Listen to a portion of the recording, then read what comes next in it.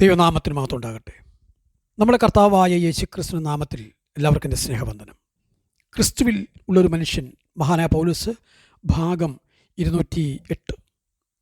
പൗലോസിനെ വധിക്കുവാൻ എടുത്ത ഈ ശപഥം ചെറം എന്ന പേരിൽ അറിയപ്പെടുന്നു. ഒരു മനുഷ്യൻ തങ്ങളുടെ മതത്തിനും ആചാരങ്ങൾക്കും എതിരാണെങ്കിൽ അവനെ കൊല്ലുന്നത് ന്യായമാണെന്ന് അക്കാലത്തുള്ള യഹൂദന്മാർ വിശ്വസിച്ചിരുന്നു.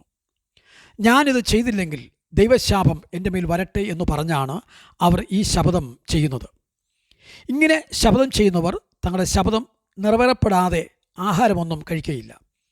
പക്ഷെ പൗലോസിനെ കൊല്ലുമെന്ന് ശപഥം ചെയ്തവർക്ക് തങ്ങളുടെ പദ്ധതി നടപ്പാക്കുവാൻ കഴിഞ്ഞിരുന്നില്ല. കാരണം അപ്പോസ്തലപ്രവൃത്തി 23:16 വാക്യത്തിൽ നിന്നും പൗലോസിന് ഒരു സഹോദരിയും ഒരു അനന്തരവനും യെരൂശലേമിൽ ഉണ്ടായിരുന്നു എന്നും അവർ അവിടെ വലിയ സ്വാധീനം ഉള്ളവരായിരുന്നു എന്നും തെളിയുന്നു. അവൻ്റെ മറ്റു കുടുംബാംഗങ്ങളെക്കുറിച്ച് കൂടുതൽ വിവരങ്ങളൊന്നും തന്നെ നമുക്ക് അറിഞ്ഞുകൂടാ. കർത്താവായ യേശുവിനെ കുറിച്ചുള്ള പരിജ്ഞാനത്തിൻ്റെ ശ്രേഷ്ഠത നിമിത്തം പൗലോസ് സകലവും ത്യജിച്ചു എന്ന് ഫിലിപ്പിയർ 3:8 പറഞ്ഞു കാണുന്നുമുണ്ട്. മാത്രമല്ല, പൗലോസ് ഒരു ക്രിസ്ത്യാനി ആയതിൻ്റെ ഫലമായി തൻ്റെ കുടുംബസ്വത്ത് മുഴുവൻ തനിക്ക് നഷ്ടപ്പെടുകയും ചെയ്തിരുന്നു. അന്നു രാവിലെ അന്റോണിയയിൽ പൗലോസിനെ കാണാൻ വന്ന വ്യക്തി ഈ സഹോദരിയുടെ പുത്രനായിരുന്നു. പൗലോസുമായി കണ്ടുമുട്ടി. അനന്തരവനെ പൗലോസ് വളരെ ചെറുപ്പമായിരുന്നപ്പോൾ കണ്ടതാണ്. എന്നാൽ അമ്മാവനെപ്പറ്റി ഈ അനന്തരവന് ധാരാളം അറിയാമായിരുന്നു. കാരണം കുടുംബവൃത്തത്തിൽ എത്രയോ പ്രാവശ്യം വിശ്വാസത്യാഗിയായ ഈ ബന്ധുവിനെപ്പറ്റി പറഞ്ഞു കേട്ടിട്ടുണ്ട്. എന്നാൽ പൗലോസിൻ്റെ ജീവനെതിരായിട്ടുള്ള ഒരു ഗൂഢാലോചനയെപ്പറ്റി അറിഞ്ഞപ്പോൾ അതിനെതിരെ ഒരു മുന്നറിയിപ്പ് കൊടുക്കാതിരിക്കുന്നത് എങ്ങനെ? യുവാവ് കാര്യം വളരെ വ്യക്തമായി പൗലോസിനെ പറഞ്ഞു കേൾപ്പിച്ചു. ഇതിനെതിരായി എന്തെങ്കിലും ചെയ്യേണ്ടത് സഹസ്രാധിപനാണ്.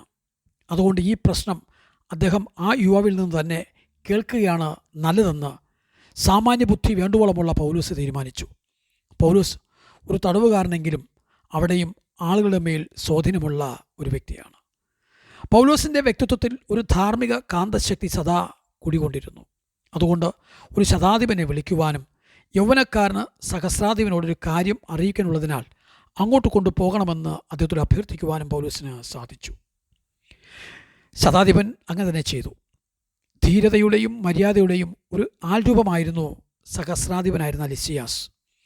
അദ്ദേഹം യുവാവിൻ്റെ കൈക്ക് പിടിച്ച് ഒരു ഭാഗത്തേക്ക് മാറ്റി നിർത്തി.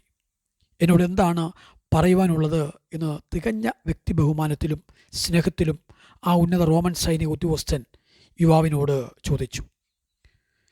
ആ ഗൂഢാലോചനയുടെ ചുരുൾ യുവാവ് ലിസിയാസിൻ്റെ മുമ്പിൽ അഴിച്ചുകാട്ടി.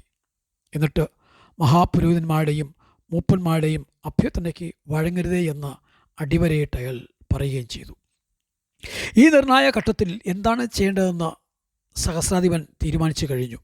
എന്നാൽ അത് യുവാവിനോട് അദ്ദേഹം പറഞ്ഞില്ല. പറഞ്ഞത് ഇത്ര മാത്രം: നീ ഇതെന്നോട് അറിയിച്ചു എന്ന് ആരോടും മിണ്ടരുത്.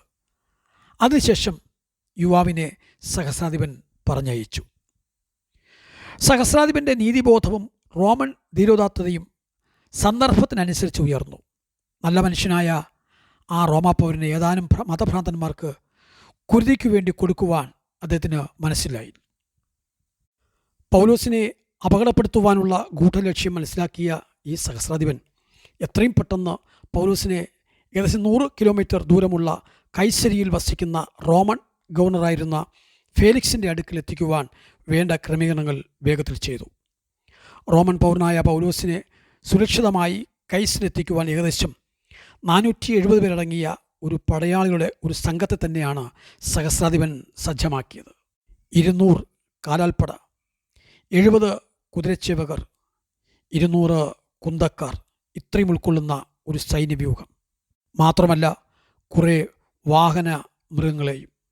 ഇവരുടെ അകമ്പടിയിൽ ഈ രാത്രി 9 മണിക്ക് പൗലോസിനെ കൈസരിയിൽ ദേശാധിപതിയായ ഫെലിക്സിൻ്റെ അടുക്കൽ എത്തിക്കണം. പോകേണ്ടത് ഏകദേശം 100 കിലോമീറ്റർ.